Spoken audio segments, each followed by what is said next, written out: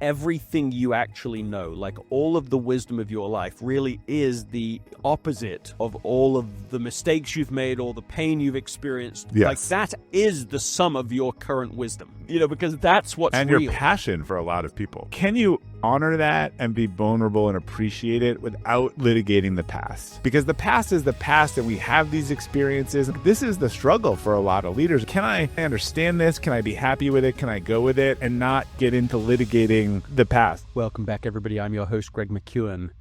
And I just want you to be thinking for a moment about what really matters to you. What really are the values driving your life? Today we have a special guest. It's Bob Glazer. He's an author, he's a podcaster. I've been on his podcast multiple times. I recommend that to you. But he's on a mission now, and it's different. He's on a mission to really help an enormous number of people. I think the goal is 1 million, to be able to really figure out what matters to them, what the values are that are driving your life, whether as a leader, as a parent, as an individual. He's written a book called The Compass Within, a little story about the values that guide us.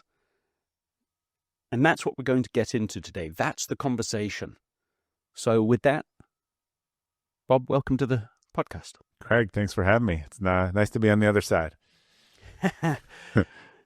Tell me, what is one specific, most important change you hope the reader of this book will take away? Yeah, and the book is designed as a parable, because even having worked on this value stuff for almost a decade now, and a lot of people, I people hear it and they like, oh, this is this obtuse thing, and it's whatever, and so what I hope is that it actually opens their eyes to what sort of actionable core values are and how it can help them in multiple areas of their life, and that it's different from some of the stuff that they have heard or maybe has been on the Silicon Valley sitcoms of, the integrity, respect, family, the stuff everywhere. I mean, this is a little bit different about, what you kind of value at your core, and connecting to why you value it, and realizing that it's driving a big portion of your life. I think for a small group of people, they're driving that car, and for a larger group of people, it's being driven for them. And I think it's that awareness that creates the change. So speaking to that, and this is one of the chapters in the book, what is the clearest sign that someone is living out of alignment with their values? Like, how would somebody know that? Yeah, so the analogy in the book that people tend to resonate with is that if I took a really nice sports car, I will say that's your life, Greg, and I put it in the tunnel and I turn off the lights, you're going to drive, you're going to drift to one of the sidewalls. It's going to make a horrible noise. You're going to go, oh, that doesn't feel good. And you're going to tilt it back to the middle, and you're probably going to overcompensate and hit the other wall. And you're going to probably get out of this tunnel alive, but your car is going to look like shit. Hope we can say that. That is because most of us know when our values are being violated. They know when, it just feels horrible. In fact, when we get into the thing, one of the true tests of a value is if you play the opposite game with someone and invent an opposite avatar, they start making a face. They don't like it. So, but there's a big difference between getting hit by the electric fence or banging a car and being, oh, that's bad, in terms of turn on the lights in the tunnel. Here are the yellow lines. Here are the walls. Let's stay away from that and let's stay down the middle. And so to me, that's the biggest thing. And this was kind of my breakthrough. I came to realize I was very values oriented, but if I couldn't articulate it, I had to do it all by feel rather than being like, oh, I should do more of this and less of this, and more of these people and less of these people in my life, because it all became clear to me. So a key point you're making there is that we discover our values in their violation. It is the true test. Yeah, it is. You discover them by doing the work, but one of the sure checkbox sign that you're on the right track is that the opposite of it is painful, because the nature of a value, when it's violated, it feels pretty bad. Yes, and so you're then suggesting, okay, from there, if you, there are at least two ways to then discover their violation, Yeah. and one would be in a radical violation, whether done by you or someone else, some massive fracture, some crash against the wall in the tunnel. But you're saying, well, you can do that. That's one way to do it, and there will be benefits from knowing the absolute, discombobulation and destruction of the value you care most about. But there's an alternative path. That's what you're trying to help lead people on, which is a less painful way to discover what the violation would be and therefore to get clarity. Yeah, to ask the questions, to do the work, to figure out what you value. And we test it with those hypothetical opposites rather than running into them. I would still argue that that is a better method to sit back and do the work and actually really clarify it. And then you can use that stencil and test it on a lot of things in your life that have worked and not worked. Because you might know that the opposite feels horrible, but you still may not be able to articulate what the opposite is, right? You just know that why I know I don't want to work with someone ever like that again. I'm resolute, but what is what was it about? That? Yeah, what is that exactly? Yeah. I was just coaching somebody like last week and was asking this question, what would you do if you could do anything in your career? Where would you go? And so on. And they were struggling to articulate that for a variety of reasons. And so we went to the opposite. Well, what would you hate most to do? Yeah. What would be awful for you? And that did flow more easily. But then you still have to do a translation exercise of, okay, well, what really was it within those experiences? And let's get to some level of specificity. And we did some of that work, although I think there's more to come. Let me come to this with you. If you're saying that the misalignment is the sense, that's how you know, what's a time in your life that you felt like you ignored your inner compass and paid for it? Like my whole from 12 to 15 years old, right? I mean, sorry, from 12 to 25 years old. Okay. So there was like a very particular teenage story that was developing there. But then you're not, 12 to 25, go. So my dominant core value is to find a better way and share it, right? And I like to discover things and create new things. And I like fighting words for me in the workplace. You want to talk about opposite, or like because we've always done it that way. Like those are like fireable offense. Also like self-reliance. Like I've been fiercely independent, since I was younger. So I found that I liked early stage companies. I finally realized, first of all, I didn't like traditional school and stuff because it was about following rules, which was not what I was good at and intrinsically anything that like I enjoyed. Then I found my way into the startup world. Oh, this is fun. We're creating businesses. And then I went to work in those businesses and help those founders. And that was not independence, right? And I ran into that meat grinder like 2 times. And I was like, all right, this isn't working because I want to do it this way. And eventually, again, I can connect all the dots backwards, right? There was a lot of pain in this process, but I ended up building a business of my own that became a large business that worked with fast growing, crazy, startup companies. So I got to do that kind of work, but within my own vehicle and in a way that I wanted to do it, and with a culture and the type of things that I wanted to do that, frankly, I didn't love the culture of those companies. So I was banging my head against the wall. When I start my speeches, I show my report cards from 2nd to 6th grade, and they're hysterical. They're all different teachers, and they all said the same thing. He seems really capable. He's not living up to his potential, and we can't seem to motivate him. That like literally, that's what they all said. They all said. The 6th grade teacher was like, I kind of give up. The other ones were like, he seems like, but I just wasn't doing the stuff that I naturally, was inclined to do. And in fact, some of that was discouraged in the sort of traditional education system. Well, very much so. I mean, that just reminds me of that classic story there's a daughter who's struggling in a structured school environment, and the psychologist is brought in and spends time with the daughter, and comes back to the parents and says, listen, let me explain what's happening with your daughter. Your daughter is a dancer.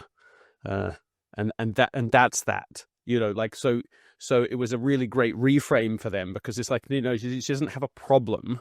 Yeah. School is structured a way that does not take advantage of how she is built. Yeah. And then that's not, you don't want to snuff that out of her. You want to figure out a way to design your life around it. And this, is part of what you're saying. I think that there's something that stood out to me when you answered your question. I wrote it down here. You said, well, one of my values is find a better way and share it.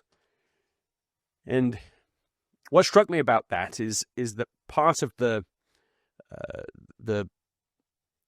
mockable Silicon Valley idea of a value on the wall is that most values on the wall are so general. Token, yeah. Token and general, because that can be, yeah. those can be two different things. But just putting one statement, I mean, I'm not so anti these things, or they can't have them, they shouldn't have them. One of my children's schools has them. They have their 6 values, and they go through those values. And I sort of think, well, that's probably better than not having them. But there's a specificity to the one that you just shared. And mine don't sound like other ones that you would find on a wall. Like, find a better way. But that makes that's the point. That's the point. That is the point, right? Yeah. Yeah. So the 2 most common values. Yeah. Go ahead. I'll tell you. So, look, and I didn't used to believe it in companies. I help a lot of companies. I would say 2% of the companies do this right, that they actually have values that are behaviors that they're rewarding and incentivizing and disincentivizing, and they're consistent, and that is constantly brought up. And because that's all we're ever trying to do. A lot of companies, what they actually reward is different from, what's on the wall. But 2 of the most common one, I say, do you know your values? Yes, integrity and family. I'm like, look, those won't work. Like, when I talk about this book about values as a decision-making rubric and the big 3 in your life, your partners, your family, your community, can you choose these in as decision and decision-making? It fails that test. So when I ask people integrity, the problem is that means a lot of things. It's one word. And I've heard 10 different versions. For some people, it's telling the truth. For others, it's do what you say. For others, it's live your life to your true ability. And so by digging down and figuring out what their definition of integrity means, you start to see a principle that shows up in different parts of their life. Similar to family, people go family. And I say, look, well, families, how's that going to help you in the workplace, right? Like, family is a priority. I don't think it's a value. But when I ask them, what does family mean to you? They will say, oh, you always show up.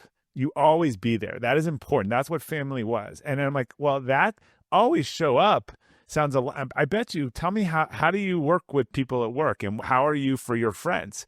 And what they are is they are an always show up person. And here's why that's a lot more helpful. You are running around busy and doing some of this stuff, and you're an always show up value person, and you find out your friend's father died and it's super inconvenient, but the funeral's there.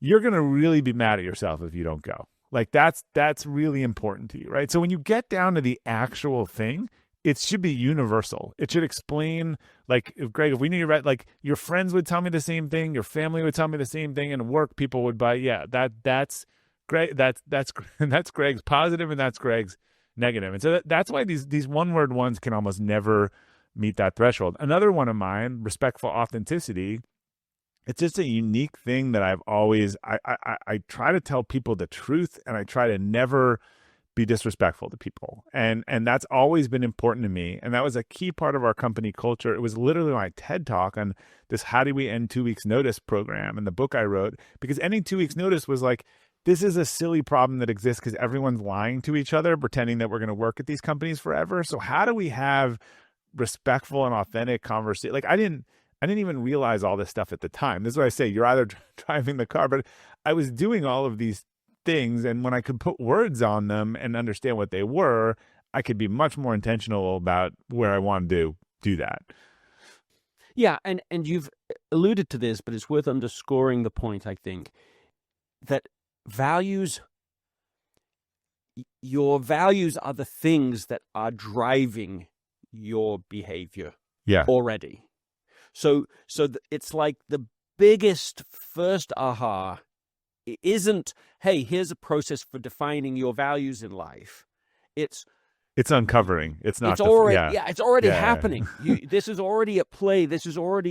You're already in gridlock in certain It's areas of bringing your your life. consciousness in line with what's actually going on, right? Yeah. Yes, and I think it's sort of naming the things that are already making your life better and worse because they're out of alignment or because certain people are violating them or you're violating. Like this is already happening.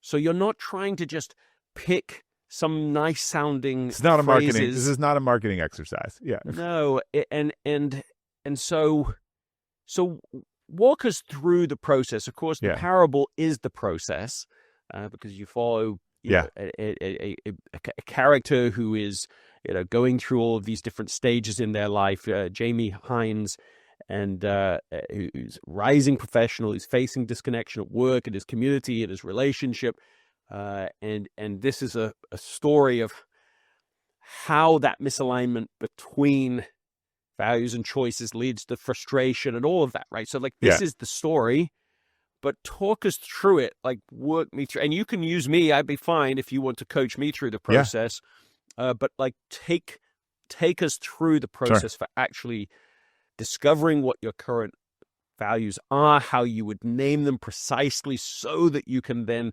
get better alignment, make sure your choices really are reflective of these pre-existing values. So you said a lot of this, but let me take one step back and just give you my definition of core values, because I think that'll help. So they're the non-negotiable principles that guide your behavior and decisions. Like historically, people have been willing to die for their values at certain extremes. And the king you really lock down is they're intrinsic, not aspirational. They actually reflect who you are, not you wish you were. And when you figure them out, and Jamie had this moment in the book, you look back and you're like, your teenage year, you're like, oh, it all makes, like, I get it. Like, because that's kind of when they were formed. So they're consistent. They show up across areas of your work, life, relationship, and personal decisions. And they're clarifying. They help you make better choices kind of about who to spend time with. And when you talk about where they come from for most people, and yeah, could they be at birth?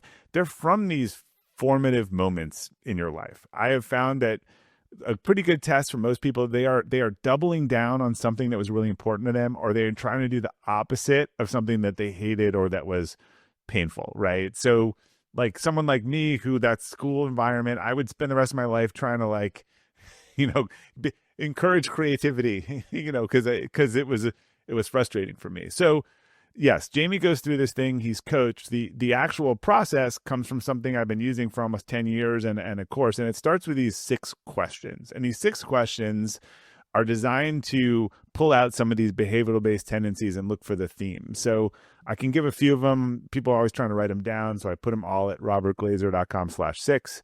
But like the first question is, like, in what professional roles or jobs did you do your best work? And like what kind of work were you doing? What were you being asked to do? Like the answers would be like, oh, when I worked at this job because my boss gave me freedom and I could make decisions. And so you want to get all the answers down that describe the environment.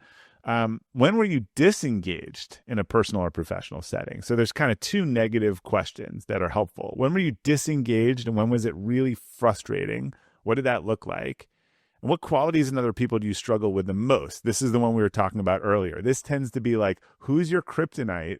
Because that's very illuminating. So if you take all 6 questions, and people who don't want to go through the whole process, I always say, like, take these 6 questions, have a cup of coffee, like, look at the answers, see what comes out to you. You should have 6 pieces of paper with all these answers. They're all looking for the same thing. So what happens is you start to look for themes, and you start to take a colored marker or whatever and say, this is all theme 1, this is all theme 2, this is all kind of theme 3, and start to organize them into that.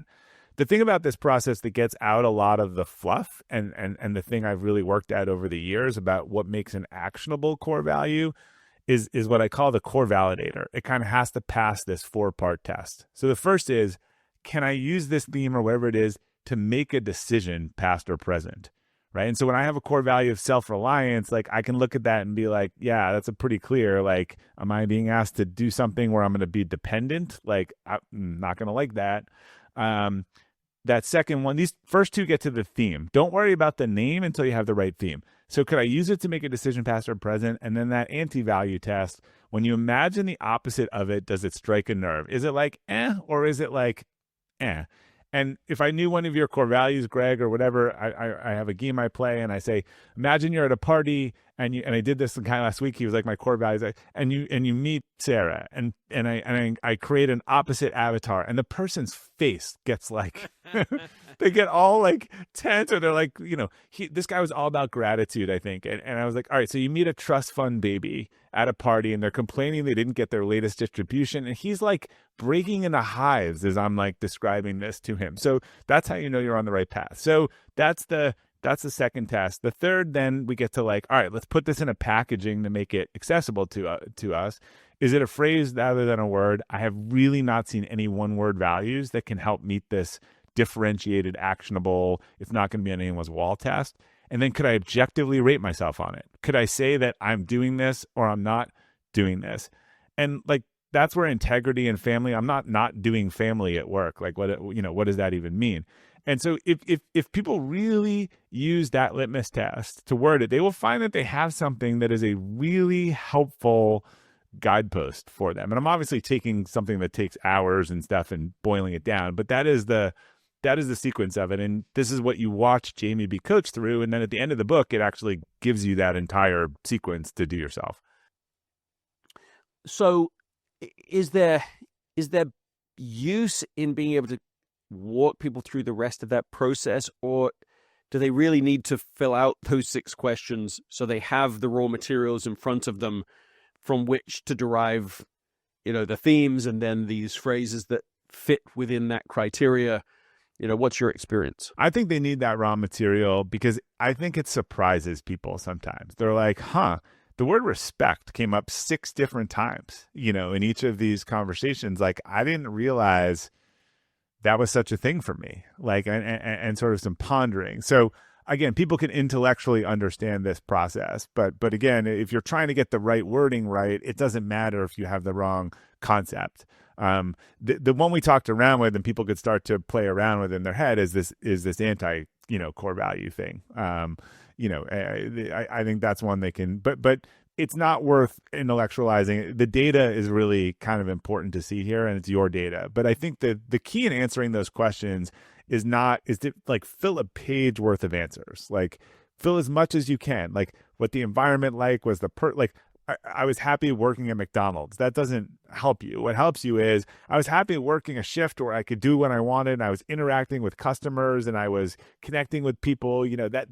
Then you're going to find over here, I was connecting with people, I was solving their problem. And then on the third one, I really hate when I can't talk to people and I'm lonely and I'm in isolation. And then you start to look at it and you're like, oh, there's a real theme here about like needing to connect with people, right? Or make a connection or something like that.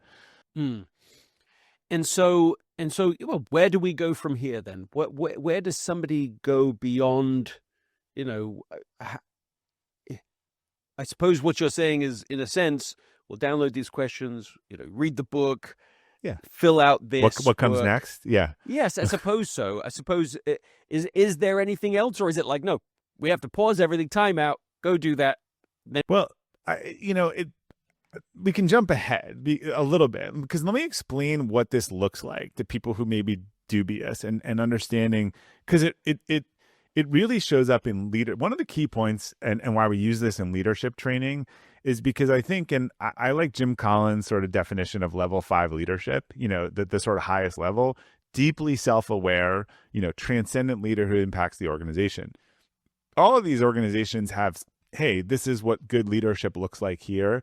No one can tell you exactly how you're going to lead. And my experience is people lead from these values. So here's like a great example. And maybe this, again, because a lot of the challenge here is getting people to want to do this work by understanding what might be going on.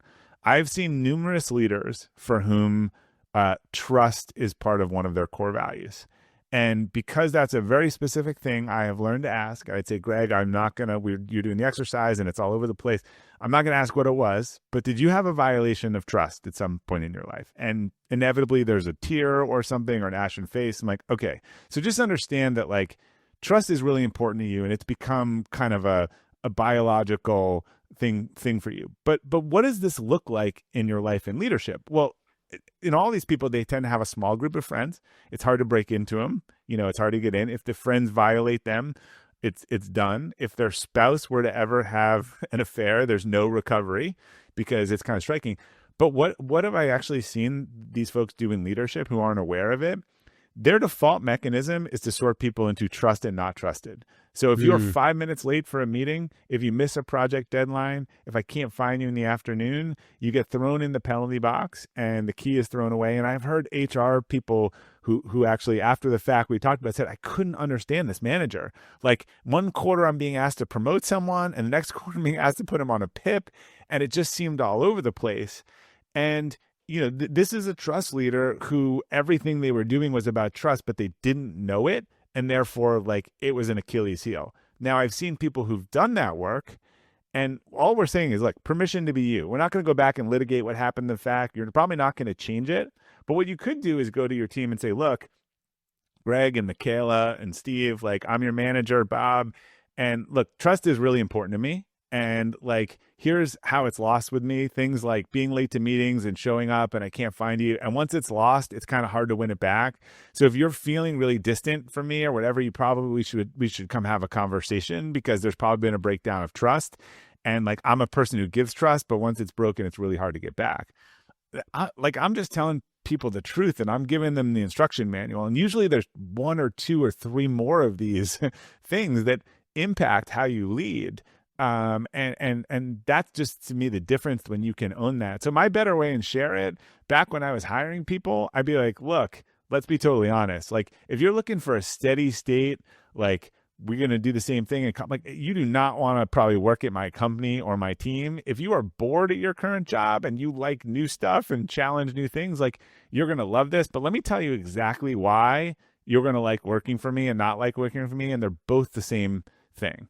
So this is what I think a lot of the thing is missing in leaders and culture, and where people are trying to say something that means something to everyone rather than just kind of being truthful about them. The way I started leading, and most people do, and it was totally inauthentic, and I felt it, I called it the patchwork quilt, was I took the greatest hits from some of my best managers, and I took the opposite of the things I hated from some of my worst managers. None of that felt great. From a leadership style. Yeah, I mean, you used the idea of a manual, and I love that idea, that you're saying to somebody, you're going, this is how I work. Correct. Like not even what I expect of other people. It's not even that. It's just like I am giving you code. Yeah, it's the ultimate managing up. Yeah, and it's like the operating code for integrating with me, and so if you can have that kind of precision understanding, or in this case, help someone to understand you with precision, then I think what the value proposition is that you can avoid disproportionate withdrawals. That is accidental withdrawals, where you do something small that has a massive withdrawal out of the trust account. Yeah. And the other side is also true, that you can have disproportionate deposits, because you can do small things that make a huge deposit into the trust account between somebody. And so that precision understanding gives a disproportionate benefit and avoids a disproportionate failure. Because understanding is like the bottleneck for everything else that we want through relationships. What did I get wrong? No, you couldn't have said it better. And you made me think of a perfect example of this. As you were saying, first, though, you have to know thyself. In order to get other people to know you, you have to know thyself. So that's the first challenge. But let's play out my earlier trust story. So I'm the trust manager, and I've had this conversation, right, with Greg, and I've explained this. And Greg's super out of it this week. He shows up 2 times late. He's late, and I'm like about to throw the key out. I'm like, Greg, what's going on? Like, this is like not, and so Greg knows this, and Greg comes to me. There's actually, without any awareness, Greg would have been in the penalty box. He would start getting less assignments, and this would have been a steady downhill. But Greg comes to me and goes, I'm embarrassed to tell you this. I'm really sorry, but like my brother is an alcoholic and he's been getting treatment, and I've been driving him in the morning, and I didn't want to bring this into my work, and I like this. Talking about love languages, like this would be, as you were saying, this would turn a negative into a supercharged thing with his manager being like, oh, this person just brought me into their circle and told me what's going on. Yeah, well, and one of the places I'm going in my mind right now, I was thinking about sort of values for me. You've been using trust as the sort of the example here, and in it, there's a value that is central for me, which is precision understanding. So it's not what I don't, it's not maybe what somebody would anticipate coming essentialism, effortless kind of ideas, but yeah. But precision understanding, that is like, for example, I sort of have a slight curse in life, which is just if I'm scanning any environment I'm in, I can just watch people's disconnection. Like I'm really drawn like the nails on the chalkboard type thing for. And it's everywhere. I mean, it is so everywhere. It's pervasive. It's an interesting. Yeah. It is pervasive. It is because this means it's a value. I'm excited to get into this. We're going to play some Avatar games. Go ahead. Yeah, good.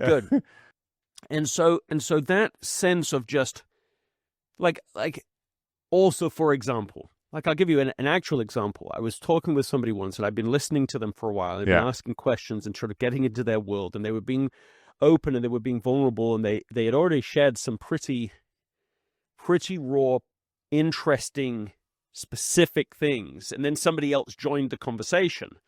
And the person who joined, as far as I could tell, was professionally trained to be able to be good in this situation. But they weren't in practice, or at least they didn't. They just jumped. They almost immediately jumped in with an opinion and a sort of that was wrong. So jumping in fast, if you're right, okay, fine. But it was so wrong, and it really jarred me.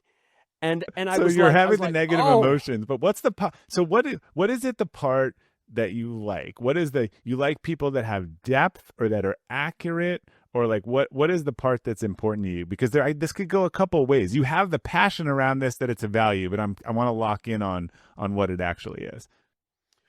Well, I'll try and answer that this way, but then you might ask a different question if I'm not getting there. But I mean, the essential things aren't happening on the surface. So what people say on the surface is a mask. It is not what they mean, and neither is layer 2 and layer 3, and so it's directionally like it's reversed, because the deeper you go, the more vulnerable it is, but it's also considerably more valuable. So you want the depth. Like depth is important to you. Yes, I think that's right. But it is, because it sounds like what I heard, that woman came and said a lot of the right things, but it was shallow and it was on the surface. Is that it was just wrong. And it was just wrong. It was wrong for a very particular reason. What was that reason? Because she had not taken the time to understand what the real issue was. Yeah. So there's not a zero sum, that doesn't quite name it, but there is an equation you can create that's something like this, that you say you can take all the money in the world, all the talent, all the resources, and if you apply it against the wrong issue, the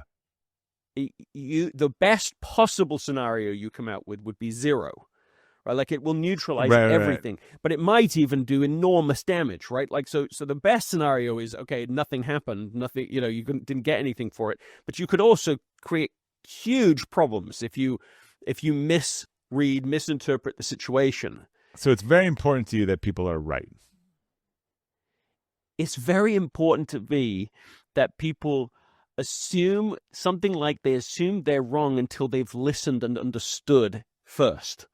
So like we could say it like this, like the fifth habit from Stephen Covey, the Yeah. seek first to understand, then seek to be understood, but something like that on steroids. It's like Right. before you give advice, work out what's actually, ask some questions, listen, get into their world, get Right. into their mind, see it from their perspective, and keep going until you actually have discovered what's happening, what's real. So you're at this party, and there's someone's helicoptering in surface advice and jumping in and out of conversations. Like, this is the person that you want to strangle, right? They don't have any context. They're saying they're giving canned answers. They're playing. I know what you. I like what you're doing, and I want to keep going. Yeah. That doesn't quite name it, because I suppose there's something to that that's true. But it was the combination of a serious issue that had been precisely discovered already, and then somebody coming on and just coming with a strong opinion with no data. That's so damaging. In fact, that's the most damaging person to have in charge, right? So what? Look at Greg. If anyone can see this, you can see in his muscles and his whatever. So I'll tell you a story, that there is a person that we work with, that we did her values, and her thing is, you must come to me with proof, facts, and data, right? That is her value. Well, I got into that. Well, why? Well, it turns out she had a conspiracy theorist mother, basically, who told her all of this shit that wasn't true. And when she got old enough to realize that it was all a lie, she would not listen to anyone that didn't have facts and data and proof anymore. And by the way, you're working on her team. Don't come with a theory that you don't have any facts for. So yours reminds me a little bit of that. Like, you kind of need to know what you're talking about. There's something in here. Yeah, I can see that there's an overlap between that, and I like the story too, because in her story, once you understand why she has that value, then you get why the sensitivity is so high, and you can then address. Right. You can come prepared for that specific value set. So I can see why that's so useful. I don't think that's the same for me. Obviously, you can sense that I'm animated about this. You're in the ballpark, right? We're in the ballpark. Yeah. Yes, but it's the worst scenario. Yes. Is if you have somebody who is super confident that they're right when actually they're wrong, and then they act on that wrongness, right? Like, that's the most dangerous person. And the antidote to it, and so I think the antidote really is part of the value to me. Like, the antidote is, you really are getting rid of your own agenda, your own story, your own version of reality. You are shelving that. You are, as somebody I interviewed once, amazing Eric Maddox, you are erasing your world. He said you have to erase your world and enter theirs. And so whenever I see somebody asserting their own world to force fit it onto someone else, it looks to me, whenever I see that, it looks ridiculous. So was there someone that did that something in your life? Or, like, I'm curious, like, was it? Yes, of course. Yeah. Yeah. So that's always the answer, right? And that to me, we're sort of proving this out. As soon as they answer that question, like, was there someone, and again, I've heard positive examples of trust. Most of them are negative, but I have someone who is like, my parent led with trust. And so, like, that is a mantle that I have to carry. So, right, we won't, there's someone in your head, and there's someone probably close to you for this was a default method of thing. And you did just, it just became to you like this, I am not going to do this, and I'm going to break this down. And look, for most people, this is where therapy spends a lot of time going into the past. I actually find that most people's passion lies close to their pain. It actually became why they're so good at it, and why they sharpen their sword, and why, you're so, we should build on that for a second, because I think one idea that's helpful is that everything you actually know, like all of the wisdom of your life, really is the the opposite of all of the mistakes you've made, all the pain you've experienced. Yes. Like that is the sum of your current wisdom. Because that's what's and real. your passion for a lot of people, right? And that does make sense, because in a sense you are, you're drawn. I mean, I think you're drawn to mission in life from the things that bother you the most. They're an inversion. Yeah, they're an inversion of the thing that is that hurt or is frustrating or painful. Is just like, okay, well, that's a problem from an entrepreneurial point of view. You say, okay, well, that's a need that can be solved. Like, I know it's a need, and I understand that need and that problem with some specificity and some detail to it, color to it. And so now I'd like to try to address that for those that have also experienced that in life. And the magic thing here is, can you honor that and be vulnerable and appreciate it without litigating the past?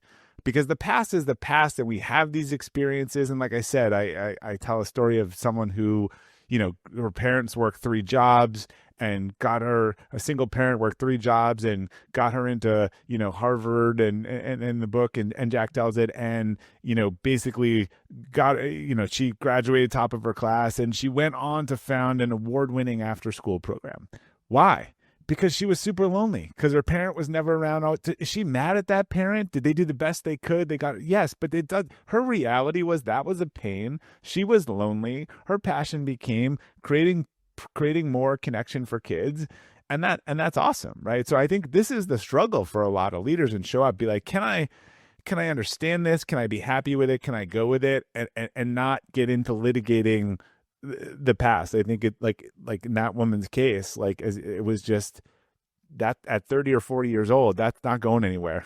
And that's a baked in mechanism, right? Well, yeah. And so, I mean, this whole discussion is illustrating that in order to discern one's personal, specific priority values, you're going to be looking into those most painful, frustrating experiences. That is at least maybe the most valuable source of data that you have to be able to start defining this.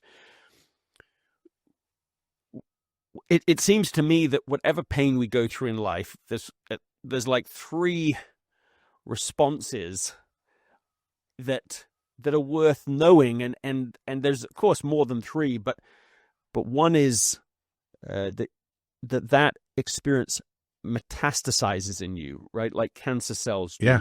That they corrupt you, they corrupt the rest of you, they consume you in a negative way, and you are worse off because of that trauma or that pain. That would be like the PTSD response, basically, that you're perpetual victim. Yes. Yeah. And part of it is real victim, but then because of the response, it keeps the torture continues in a certain kind of way. Yeah. Okay. Then you could say, well, there's a response that's kind of, in therapy, you say, okay, recovery. So that is that you get to the place you were before the trouble, or you just basically get to a healthy place.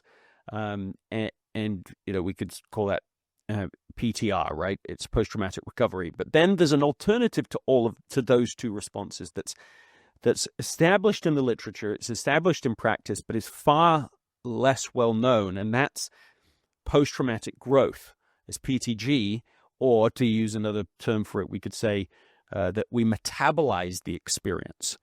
And it seems rather to me than metastasize. Yeah. Rather than metastasize. Yeah. And so I like that linguistically, I like it, but also what it's illustrating, that, and I think that this goes to the sort of the heartbeat of what you're trying to capture in this parable and in this work with people is, look, we want to find those experiences, to find those so that you can translate those in ways that become useful for you, not so that you're just reliving it for the sake of it. No, that's Correct. Not even the focus point.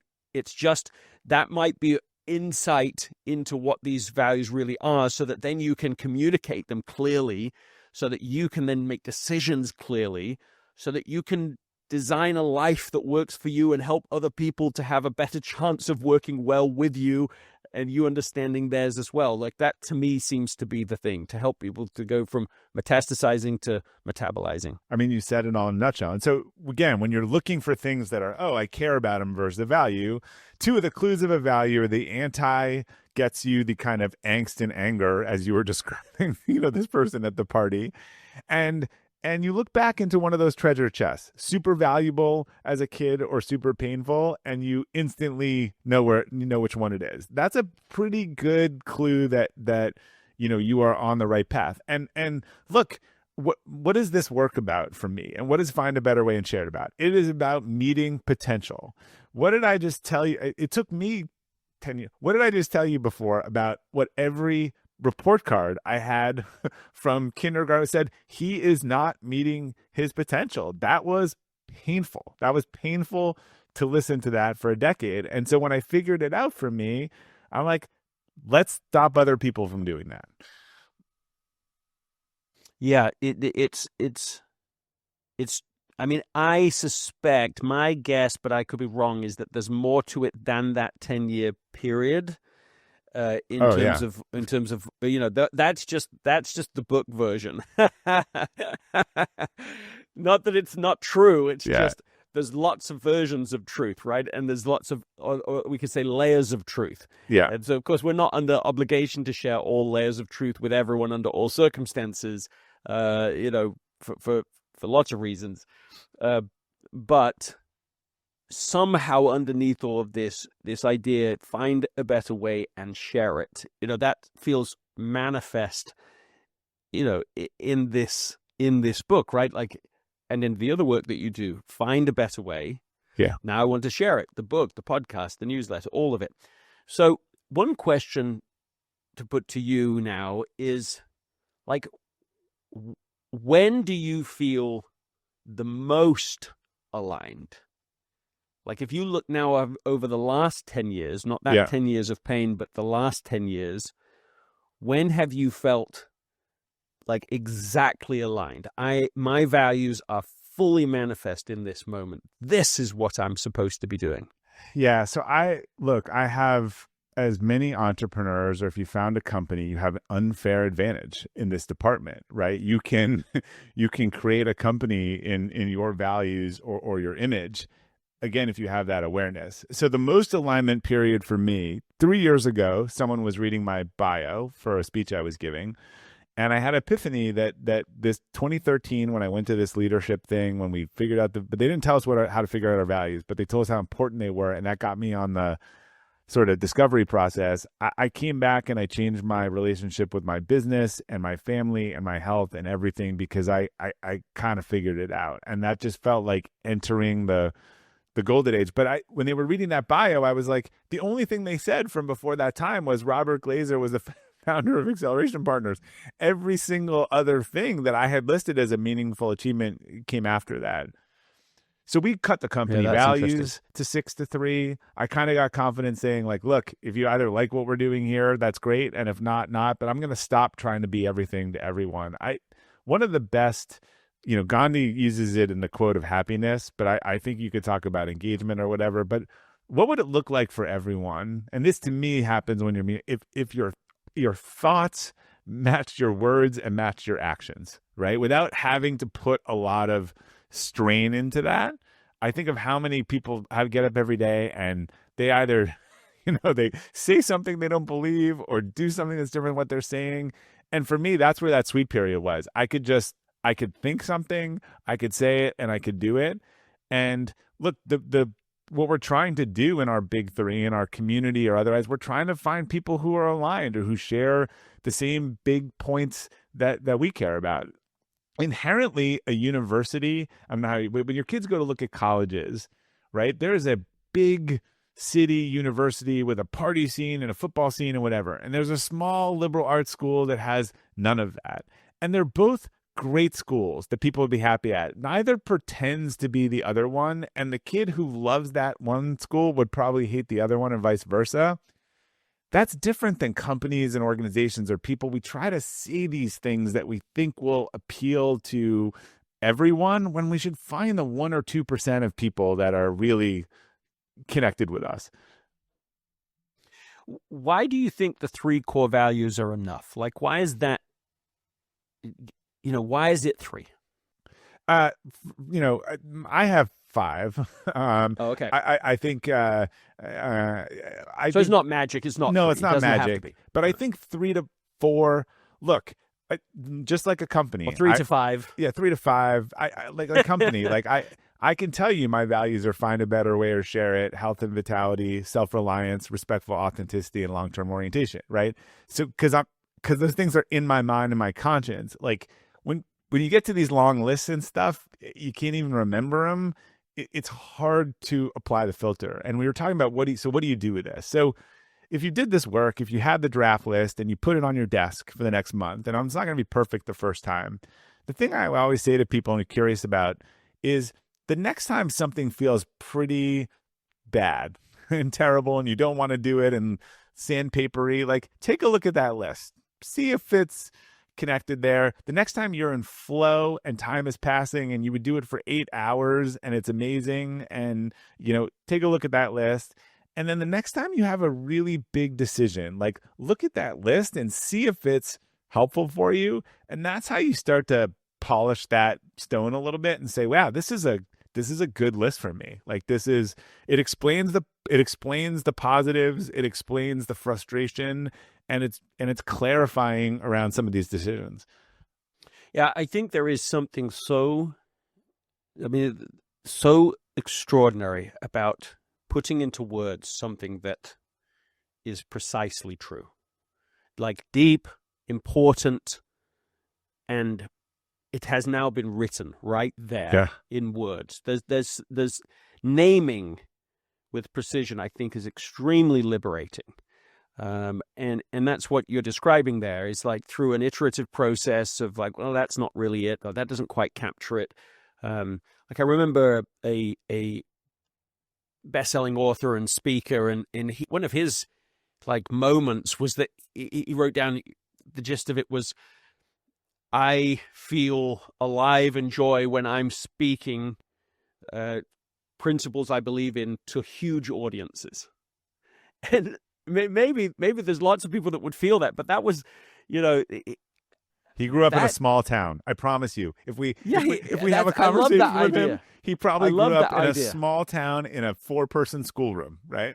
Yeah, that could easily be what it is. That's an interesting thing to kind of try and reverse it. But there was, what I was struck by was just that he felt permission to name with precision the thing that he loves, the thing that really works for him. Right. Instead of worrying, well, that's not really what you're supposed to say, or that's not what other people have. Like now he knows, and now it gives him freedom to be able to pursue the thing that he wants to do.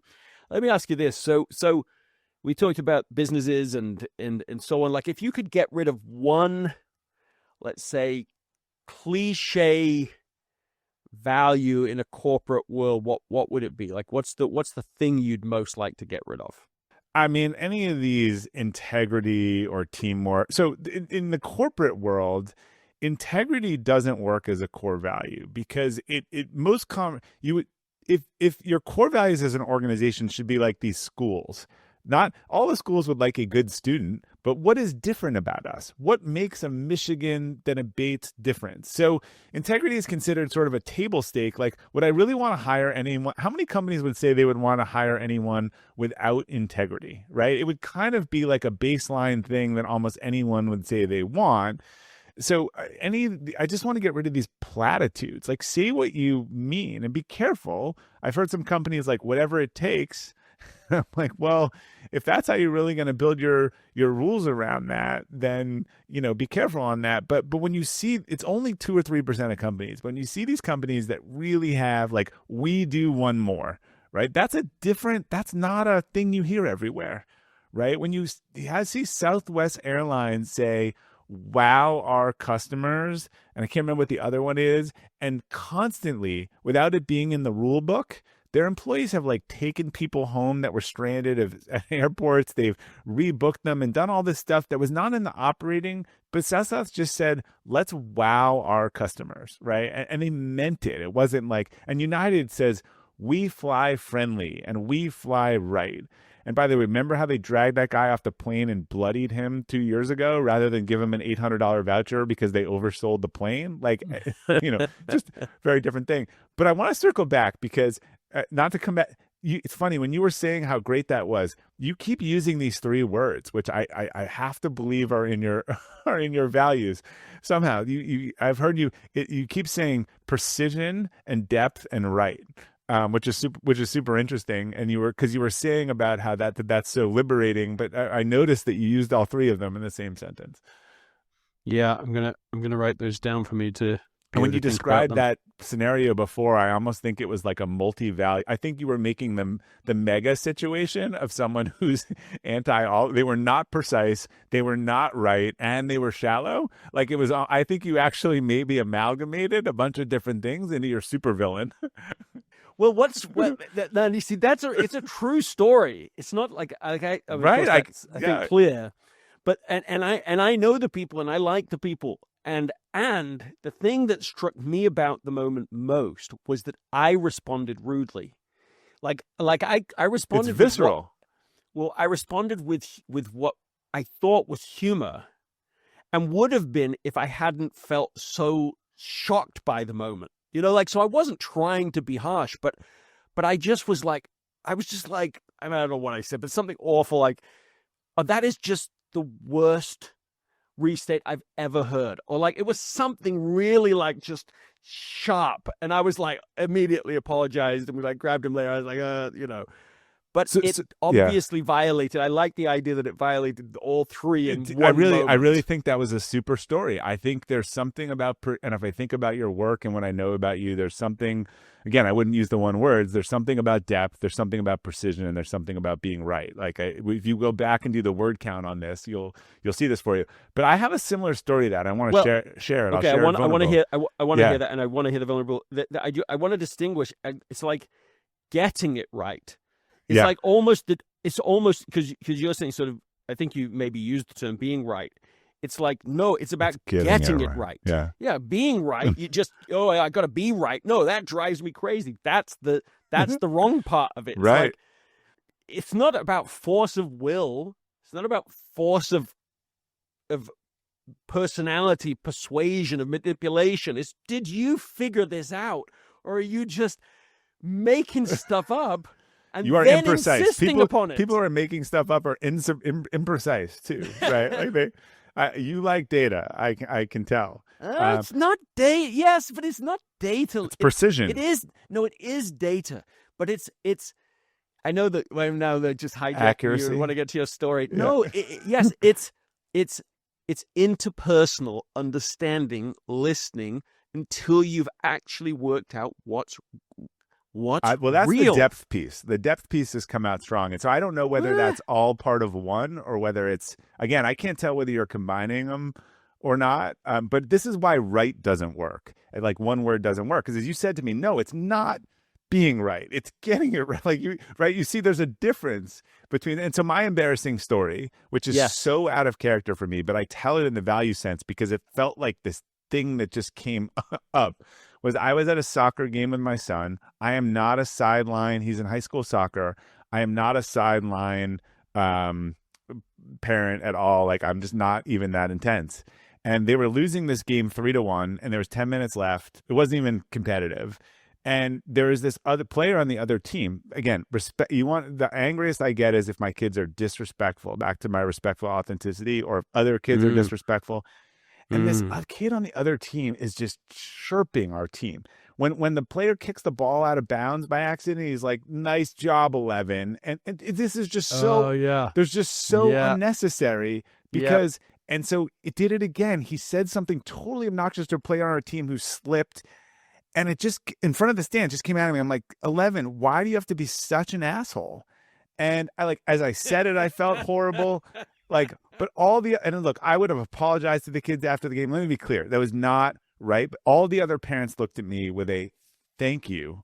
like for saying something, but it was almost an involuntary reflex to someone who was trying to be disrespectful as he could to everyone on that field. And it is not my proudest moment, but I think it is reflective of similar to what you said there. Yeah, I love that term, involuntary reflex. I was in a business meeting one time, and I had been so flexible with them, and not out of some self-sacrificial thing about the content for this program that we were designing. Like, I was very easy about all of it, and it was just no problem. And then they came and they wanted to put on the front of the content we've created, the handout, one of their corporate pages instead of like what I brought, which was beautifully designed, like really cool and interesting. And it was totally one of these immediate, this involuntary reflex. I was like, oh, no. It just wasn't right. I was like, oh, that's a lot. It wasn't right. Yeah, fair enough. I mean, I can see that it was you have imprecise. Me cut out now with these 3 words. But let me go through a lightning round with you. Okay, so one word to describe your compass right now. My compass is north. Value you'd never compromise on. I think respect. Value that took you the longest to name. Long-term orientation. A book that shaped. That's kind of fitting. A book that shaped your values. Mistakes Were Made But Not By Me was a super helpful book. I think cognitive dissonance is one of the most fascinating forces, and I think if you can recognize it, you can make a lot of progress. Mistakes Were Made But Not By Me. A person who shaped your values most. Probably my dad. Biggest red flag when someone is out of alignment. Exhaustion. One question you ask yourself before making a hard decision.